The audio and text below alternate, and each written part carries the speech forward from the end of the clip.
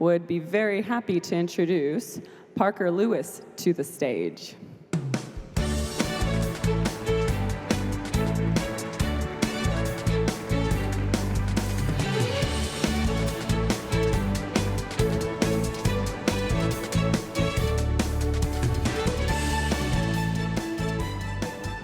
All right.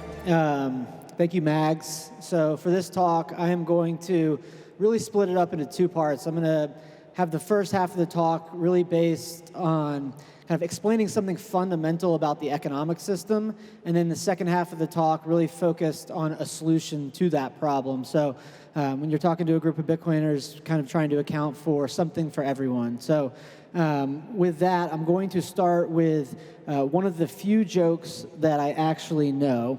And some of you might have heard this joke, but it is, what did socialists use before candles?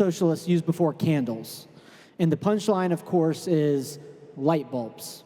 And that the point of this short story / joke is that, and the life lesson that is embedded in it is that everything is always at risk.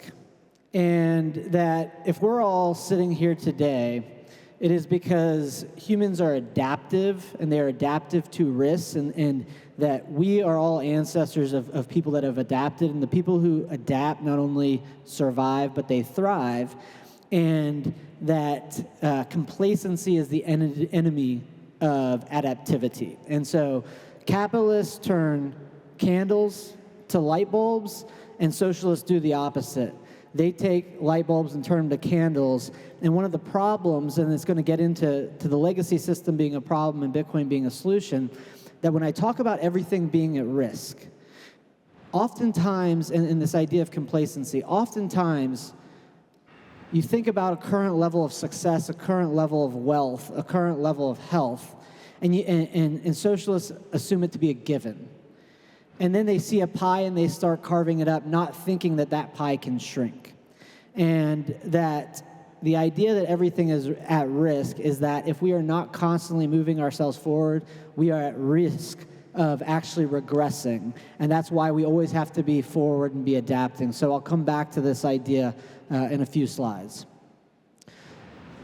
The first thing I'm going to talk about is why the legacy system has a problem, and why it's not just a problem in terms of a store of value, like why not our wealth isn't just getting destroyed when they're printing money, but why it's also a problem for our rails. And what I'm showing here, this is the slide that really got me into Bitcoin. So this, for people who are new, this is the US system. I tried to find a comparable slide for the Euro system.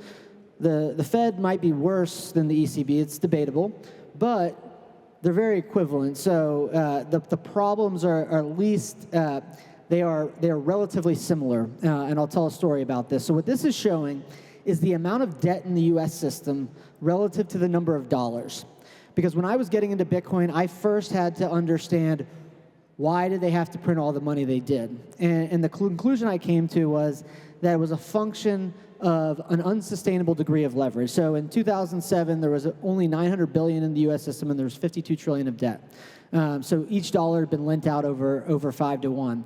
When they put more money in the system, it causes the debt problem that already was there to actually grow and metastasize. The way that this whole system works is that it always dictates that there need to be both more debt and more money put into the system. This is unsustainable, and if Bitcoin is valuable because of its fixed supply, that's what I put forward, that the real fundamental value in Bitcoin derives from its fixed supply. This is the problem that it solves, that the legacy system is insolvent because there's far too much debt relative to the number of dollars. It is unsustainable, and the only way to correct it is to put more dollars in the system, or in Europe, more euros in the system, but all that does is put us further out on the same ledge of overleverage. It is why they have to print money, it's why banks fail, and the bottom line is it's a problem not only for our balance sheet, our savings, but also how any business actually interacts with its customers. This is a slide that got me hyper-focused on Bitcoin payments. There were a slew of bank failures last year. Silicon Valley Bank, First Republic Bank, and over here, Credit Suisse. Credit Suisse didn't fail, But here in Europe, you guys now have two of your largest banks that were merged without a shareholder vote on either side. It was because Credit Suisse was failing, and honestly, all of UBS itself and functionally the entire system is failing.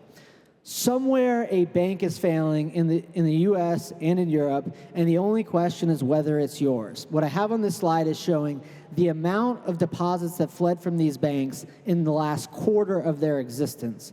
Silicon Valley Bank, $209 billion to $175 billion. First Republic Bank, $176 billion to $103 billion. Money can move fast these days. Credit Suisse, $260 billion to $195. It doesn't have to go to zero for your bank to functionally fail.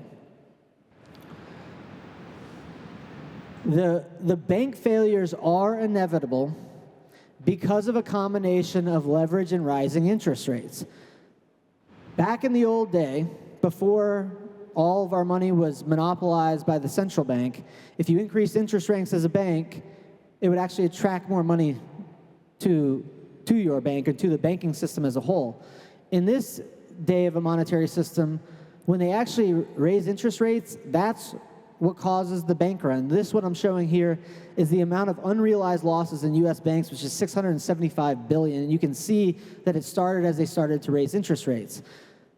The raising of interest rates is actually what causes the bank failures. It's what causes the money to run from the weakest on the link, and they're all weak. So it's just ultimately a turtles all the way down problem. The other important thing to remember is that bank failures are functionally like a magic trick. Banks will fail functionally overnight. They will fail before most of you know it. On the left, I'm showing Silicon Valley Bank, its share price going sideways, and then boom, overnight. Literally, when people figured out that there was a bank run, the next day, it was gone. First Republic was similar, took a little bit longer, but this is the gradually then suddenly. The title of my book came from a quote in Hemingway, which was, "In The Sun Also Rises," one of the characters asked the other, "How did you go bankrupt?" The other character said, "Two ways. First gradually, and then suddenly." And it is true of banks. This is not just a problem for your savings. It is a problem for your rails, for how you receive money. When Silicon Valley Bank failed last year, the first thing that businesses that banked with Silicon Valley Bank thought about was, how am I going to make payroll? Which is the right side. Where do I save my money? But the next problem is your bank is also how you access your customers. It is how they pay you.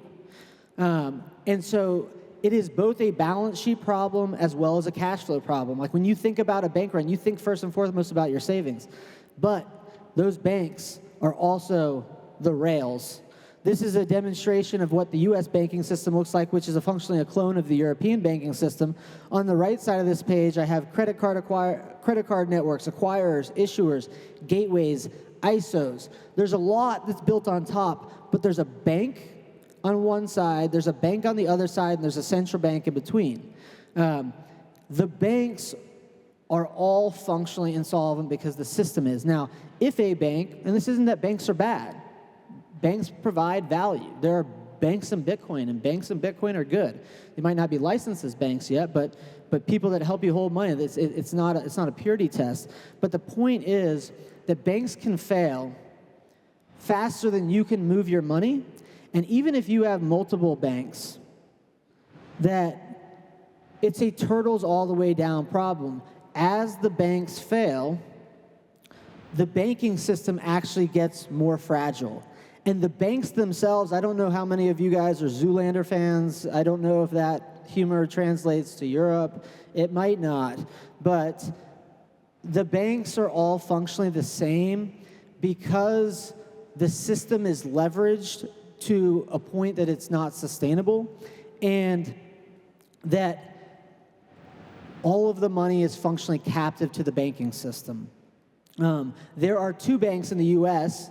That are different, as there are in Europe. It's the Federal Reserve of New York and J.P. Morgan.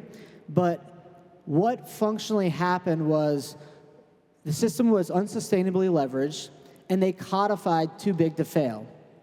So some might think that the winners are the big banks and we should just go all to the big banks. The problem is that the fiat system centralizes, and as that happens, it becomes more fragile, it becomes more leveraged, it becomes more insolvent, it dictates more printing, more trust is required, and more censorship. So the fragility of the rails are twofold. They are because of the leverage itself, but because also as the system centralizes, it becomes less resistant to censorship. And that is why Bitcoin presents such a great contrast in terms of the rails. And the message, Matthias asked me to leave people with a call to action. And this is ultimately going to be a call to action to Bitcoiners, not to go out and try to create a circular economy, but that if you run a business or if you are an important cog in a business, is that you don't look at the Bitcoin rails as a novelty or as a niche. You actually view them as security. And so the way that I think about the contrast between the central banking rails, which is the legacy world, and the Bitcoin rails is there is a single point of failure, whether it's the ECB or the Federal Reserve. In Bitcoin, there is hyper-redundancy. And the hyper-redundancy is really important. There are insolvent banks as the foundation of the rails of the fiat system, and there are funded nodes that are the foundation of the Bitcoin system. Central banking is inherently a trust-based system because fiat currencies have no inherent monetary properties. Gold, which preceded fiat, had inherent monetary properties. What a trust-based monetary system means is that counterparty risk is everywhere. Bitcoin is and can be trustless. The central banking system has credit-based payment. Every payment is, do they have the money? If so, I will settle later via multiple different counterparties and systems. Bitcoin is and can be an equity-based payment system. Central banking is closed-source proprietary systems. Bitcoin is ultimately and fundamentally built on interoperable standards. Central bank is permissioned innovation. Bitcoin is permissionless innovation. And these are the two rails diverging. The thing I like to visualize here, you're not going to be able to read all the fine print, but there are single points of failure everywhere in the fiat system. The Bitcoin system has hyper-redundancy, and that redundancy is ultimately what reduces its fragility over time. It's not static. And when I talk about these rails diverging, the fiat system is fragile today. Bitcoin is anti-fragile. But the fiat system also becomes more and more fragile as it centralizes. Bitcoin actually becomes more and more anti-fragile as it decentralizes, as layers of redundancies are added to the network. And so when you think about the contrast, it is centralized versus redundant, fragile versus anti-fragile, censored versus permissionless, and insolvent versus Bitcoin flourishing. The fiat system is turning light bulbs into candles, and the Bitcoin system is going to turn candles into light bulbs. My call to action is to diversify your rails. The life advice is always to get out of bonds. Bonds are the worst financial asset. Equities might be next, unless it's an equity in your own company.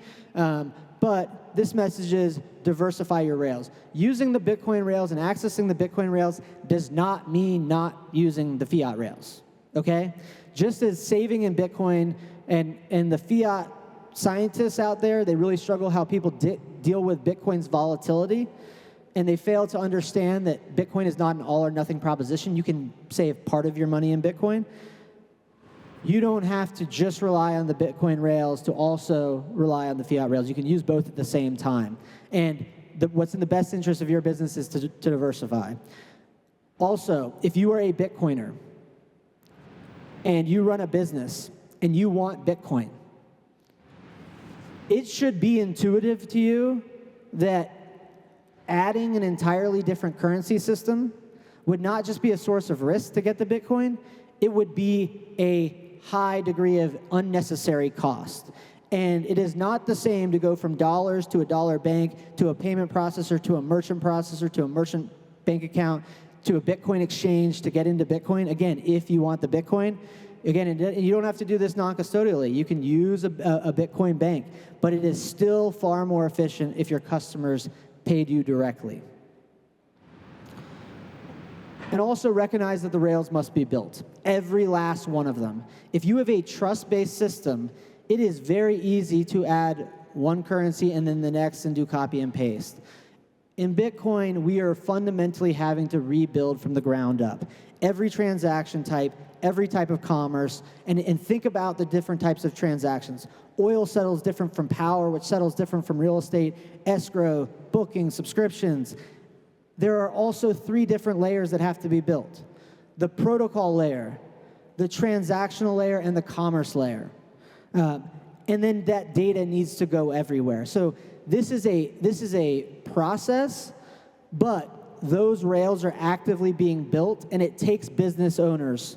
So the call to action is that if you are a business owner or you are high up in a business, and it's not to say go run into a brick wall over and over, use some common sense. But if you are in a position to, it is to use those rails. When I talk about the power of Bitcoin, when you think about a permission system and permission innovation, but versus a permissionless system and permissionless innovation, the people that are building the Bitcoin rails, it is compounding, and compounding equals acceleration. One example of this, Strike. I don't work for Strike, but Strike on their behalf, they just recently launched in Europe. And we at Zapright built on top of Strike.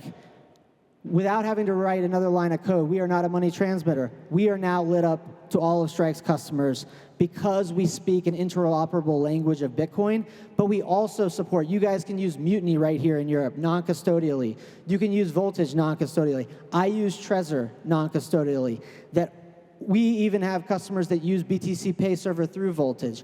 All of these companies are building the rails for payments, and they are all interoperable, which allows us to move far faster and make progress far quicker. So the final call to action is this. The more of you who access the rails, the better the rails will become. It is cause and effect. This is Saif Dean's latest book, The Principle of Economics.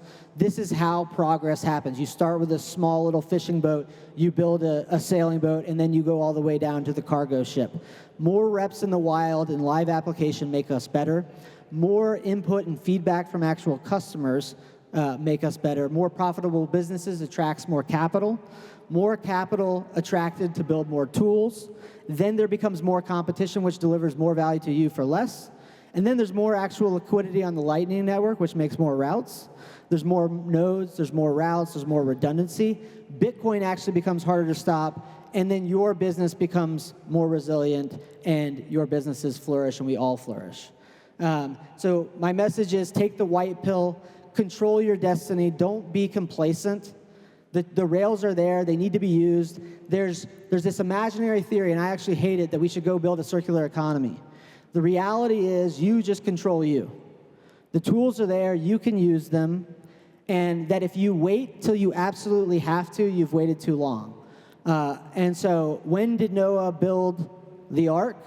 It was before the flood. So I encourage you all, the rails are there, Bitcoin payments are important, and I encourage you all to access them. Thank you. I'll be back in the expo signing books and would love to catch up with many of you. This has been my first time in Europe. I'm from Texas. I've loved Prague, I've loved Europe, and I'll be back. So thank you.